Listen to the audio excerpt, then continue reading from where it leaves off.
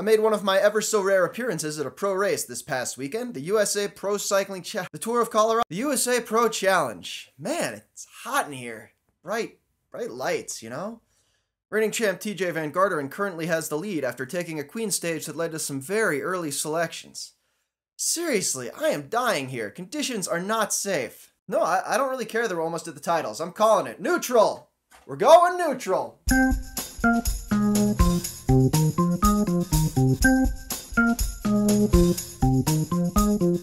Yes, I was at the Pro Challenge. Yes, these media credentials were pretty much useless, but joke's on you suckers, because once I left the race, chaos took over. Organizers tried to neutralize the race due to hazardous conditions, but didn't actually get the stoppage done until after the danger had passed. The day drew lots of comparisons to the snowy Giro stage this spring, but here a specific decision was made and communicated clearly. Yes, it was late, and yes, it was kind of stupid, but as the uniformity of pissed offness in the group shows, everyone was on the exact same page. I was actually pretty impressed with stage leader Robin Carpenter keeping his cool, but then he littered.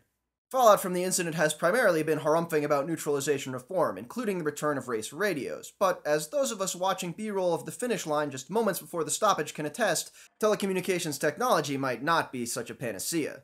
Mountains, fog, and stuff get in the way. Since getting the word out about neutralizations is so hard, it might just be easier to equip riders with gear and bikes ready for all conditions. Of course, if riders didn't want the race to stop, maybe they shouldn't have fallen all over themselves thanking the promoter for their race's humaneness at the opening press conference. This week's t-shirt donor is the Bicycling Fall Classic. With courses of 10, 25, 60, and 90 miles, including timed KOMs for the longer two routes, this is a great way to take in riding around the cycling mecca of Trexlertown, Pennsylvania, in addition to getting saddle time with some of bicycling's editors. The event is this October 12th, but entry fees will go up on September 4th. There's a link with registration info and details in the video description. During my time at the USA Pro Challenge, race CEO Sean Hunter did some serious willy-waggling about the event's financial security. That said, sources tell me that there are still no plans for a women's event in the near future.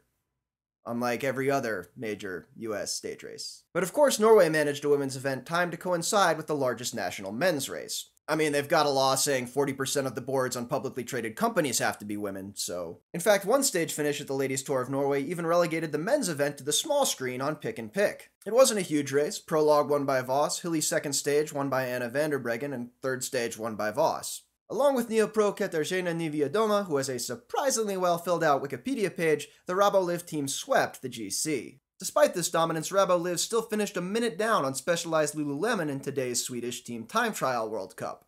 That's a pretty dominant performance, and sort of highlights the lunacy that this team still doesn't have a sponsor for next season. Of course, the Velocio Sports managed squad still has another chance to prove its importance this weekend at the Vargarda Road Race World Cup, which I learned about on the new and very much improved UCI website. As mentioned earlier, there was also a men's event, the Arctic Tour of Norway by name, won by Belkin Steven Kreuzwick, but the event did provide fertile ground for some inter-Norwegian drama between Tor Hushovd and Alexander Kristoff. It seems that the latter stole what might have been the former's last career win, and the fans were apparently not too happy about it. Not that we get any quotes from them. I mean, if you didn't ask them, how do you know they weren't happy? Did they boo? Couldn't you have just written that they booed? Never one to be outdone, Oleg Tinkov added his own chapter to this Norse saga, accusing all Norwegian women of being lesbians, and then saying, in a not-so-veiled fashion, that Sky's Edvald Bosenhagen was both a biopassport liability and an unprofessional girl.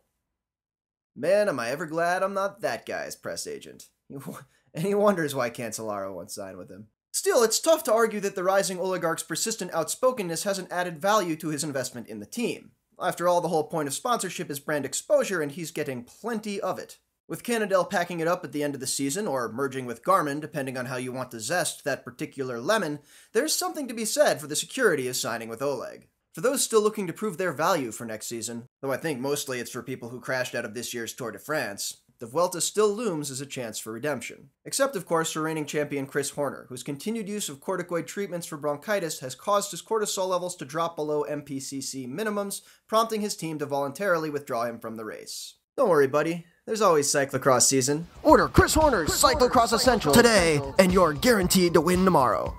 Not an actual guarantee. By the way, is that particular season here yet? No. I'm Cosmo Catalano, and that was the week in bike.